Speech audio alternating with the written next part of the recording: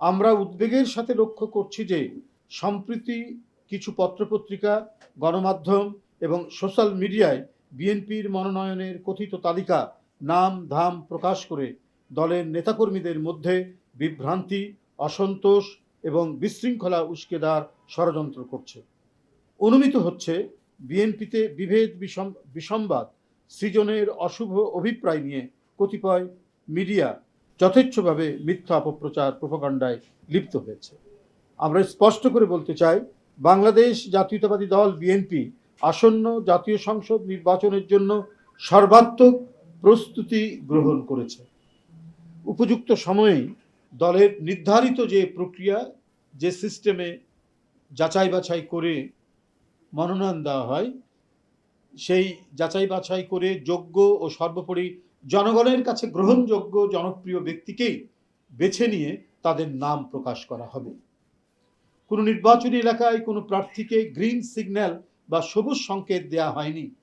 প্রত্যাশীদের মধ্যে দলীয় নানা কার্যক্রমে যার পারফরমেন্স ভালো তাকেই প্রার্থী হিসাবে মনোনীত করা হবে। বিএনপির মনোনয়ন দেওয়া হয় তার নিজস্ব গঠনতান্ত্রিক উপায়ে, কোনো সবুজ সংকেতের মাধ্যমে নয়।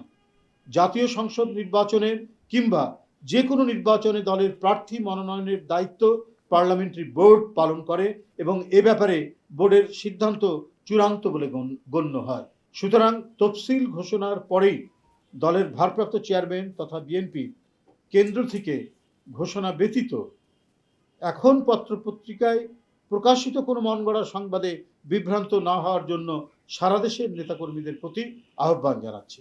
সবুজ সংকেত নয়, দলের ভারপ্রাপ্ত চেয়ারম্যান জনাব তারেক রহমান প্রতিটি এলাকায় ঐক্যবদ্ধভাবে কাজ করার সুনির্দিষ্ট ও যথাযথ নির্দেশনা দিচ্ছেন।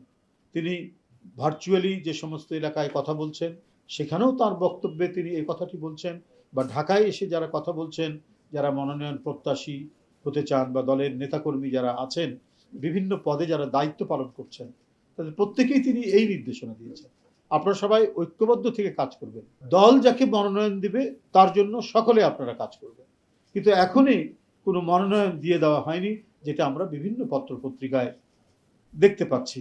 তিনি তাগিদ দিচ্ছেন, অর্থাৎ ভারপ্রাপ্ত চেয়ারম্যান, বিএনপির নেতাকর্মীদের নিজেদের মধ্যে ঐক্যবদ্ধ থাকতে হবে।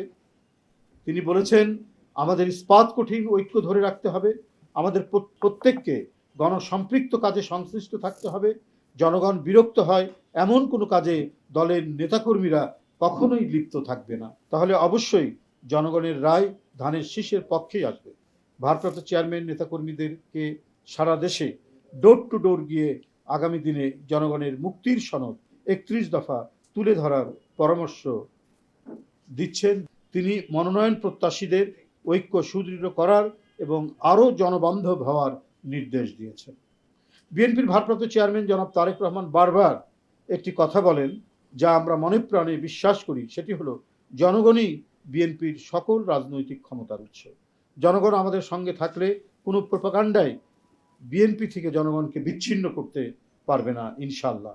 সারা দেশে বিএনপির সর্বস্তরের নেতাকর্মী, শুভার্থী ও শুভাকাঙ্ক্ষীদের প্রতি জনাব তারেক রহমানের আহ্বান, জনগণের ভালোবাসায় থাকুন, জনগণকে ভালোবাসায় রাখুন।